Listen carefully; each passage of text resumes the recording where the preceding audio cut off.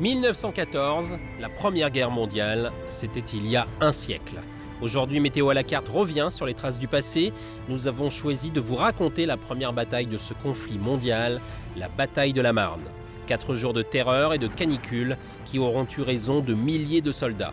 Nous avons rencontré des passionnés d'histoire qui n'oublient pas celle que le pays de Meaux a vécue en septembre 1914. 4 jours de bataille qui habitent encore toutes les mémoires de la Seine-et-Marne.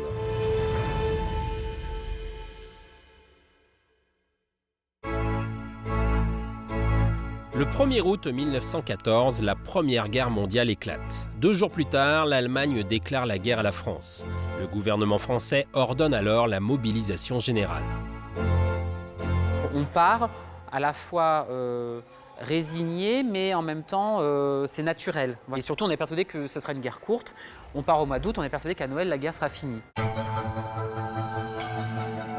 Le 2 septembre 1914, les Allemands sont en marche vers Paris. Les troupes françaises font barrage à Meaux, à 70 km de la capitale. C'est le début de la bataille de la Marne. Les températures sont caniculaires, bien plus élevées que les normales de saison. On l'a d'ailleurs dans les témoignages de certaines correspondances avec les familles. On a des termes comme une chaleur accablante, des choses comme ça. On démarre au mois d'août, donc il fait chaud. Voilà, donc on n'est absolument pas dans l'image, dans le cliché de la boue, les pieds dans la boue, trempés. Ça, c'est ce qu'on va connaître pendant les 3 ans de ce qu'on appelle la guerre de position, la guerre de tranchée. Il faut imaginer qu'on est sur quelque chose de complètement différent sur le mois d'août et le mois de septembre 14. On est sous un soleil de plomb. Une chaleur accablante qui a impacté le début de cette guerre. Le général Gallieni prévoit une attaque le 6 septembre. Des troupes sont envoyées en renfort sur le front de l'Ourcq. Les trains ne pouvant suffire à leur transport, 630 taxis rouges et noirs sont mobilisés. Ces célèbres taxis de la Marne restent un symbole fort de 14-18. Donc nous arrivons sur le champ de bataille de l'Ourcq qui a démarré le 5 septembre à 12h30 parce que les Allemands ont tiré un coup de canon. Il faisait très chaud et l'air vibre. Et ils ont vu les troupes que l'on massait ici et ils ont été un petit peu inquiets. Donc ils ont tiré le premier coup de canon. Josette est petite fille de Poilu. Les souvenirs des femmes de sa famille seront marqués à vie dans sa mémoire. Toutes les familles ont été touchées. Ma grand-mère est restée veuve avec 4 enfants, des orphelins, ma maman. Ma maman a été dans les orphelines en question. C'est un exemple de la guerre. Bien triste. Sa vie a été changée complètement, elle disait toujours. Le soutien des femmes a été la raison de vivre de milliers de Poilus. Des lettres envoyées chaque jour par centaines. Le 8 septembre 1914. Mon amour, nous avons repoussé les Allemands. La fierté est nationale, mais la guerre n'est pas finie. Dieu seul sait quand je te reverrai.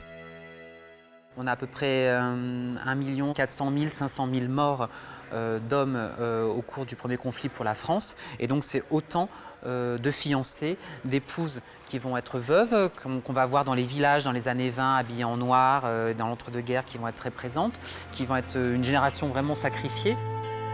Ces hommes étaient partis la fleur au fusil, pensant qu'on allait faire une guerre de 6 semaines et qu'on serait vainqueur et que c'était fini. Et les Allemands, eux, pensaient être en 6 semaines à Paris.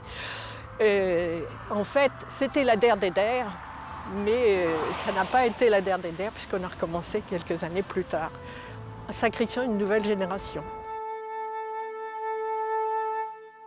Depuis la Grande Guerre, les Meldois œuvrent pour la mémoire des Poilus. Chaque été, 500 bénévoles s'improvisent comédiens ou costumiers pour faire revivre l'histoire de Meaux à travers un spectacle de reconstitution. Nous les retrouvons en pleine séance d'essayage. Ça, c'est du beau mec. Quand ils sont pas prêts, ils n'entrent pas en scène. Il faut qu'ils soient impeccables. Voilà. L'uniforme des soldats a beaucoup évolué entre la bataille de la Marne de 1914 et la fin de la guerre en 1918. Il est devenu plus discret et plus ergonomique.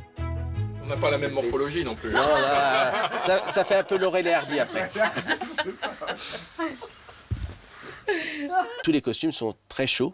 L'été 14 était particulièrement chaud et il y a eu beaucoup de de morts par la chaleur parce que les costumes étaient vraiment trop chauds à ce moment-là.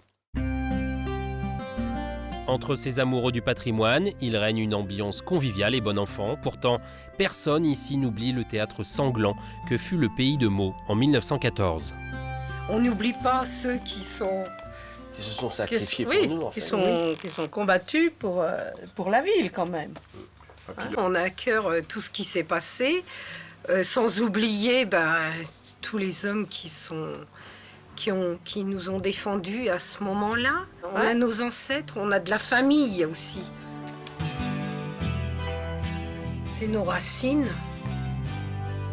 100 ans après, la Seine-et-Marne, la France, le monde entier se souviennent encore des hommes qui ont perdu la vie entre 1914 et 1918. 100 ans après, le devoir de mémoire sonne juste.